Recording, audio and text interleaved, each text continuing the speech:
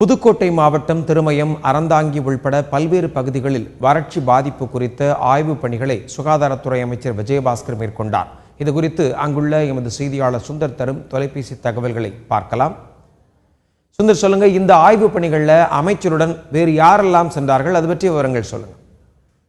அதாவது புதுக்கோட்டை மாவட்டத்தில் வறட்சியால் பாதிக்கப்பட்ட பயிர்கள் மற்றும் பகுதிகளை கடந்த நேற்று முன்தினம் சுகாதாரத்துறை அமைச்சர் ஆய்வுப் பணிகளை மேற்கொண்டார். இதை தொடர்ந்து நேற்று அதிகாரிகள் 2வது நாளாக அந்த ஆய்வுப் பணியை மேற்கொண்டனர்.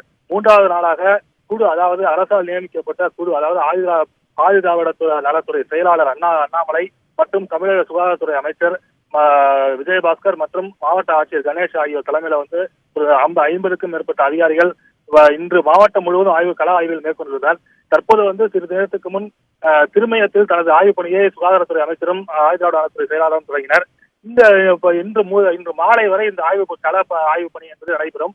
குறிப்பாக தற்போது திருமயம் பகுதியிலே ஆய்வு செய்து விவசாயிகளிடம் அவர்கள் எவ்வளவு பயிரிட்டுள்ளார்கள், எவ்வளவு பாதிப்பு ஏற்பட்டுள்ளது என்பது குறித்து சுகாதாரத்துறை அமைச்சர் விஜயபாஸ்கர் விவசாயிகளிடம் கேட்டறிந்தார். அரசு அவர்களுக்கு உறுதுணையாக இருக்கும் என்பதையும் என்ற தகவலையும் விவசாயிகளிடம் சுகாதாரத்துறை அமைச்சர் கூறினார். இதன் பின்பு செய்தியாளர்களிடம் பேசிய விஜயபாஸ்கர், புதுக்கோட்டை மாவட்டத்தில் 1,65,000 ஏக்கர் பரப்பளவில் பயிர்கள் பயிரிடப்பட்டுள்ளதாகவும் அதில் 1,05,000 ஏக்கர் பரப்பளவில் பயிர்கள் பாதிப்பு ஏற்பட்டுள்ளதாக தற்போது முதல் கட்ட ஆய்வில் தெரிய வந்துள்ளதாக செய்தியாளர்களிடம் தெரிவித்தார். மேலும் புதுக்கோட்டை மாவட்டத்தில் பொறுத்தவரை உயிரிழந்த, அதாவது வாடிய பயிர்களால் கண்ட அதிர்ச்சியுற்று உயிரிழந்த விவசாயிகளின் கணக்கெடுப்பு பணியும் தற்போது நடந்து வருவதாகவும் அமைச்சர் விஜயபாஸ்கர் தெரிவித்தார்.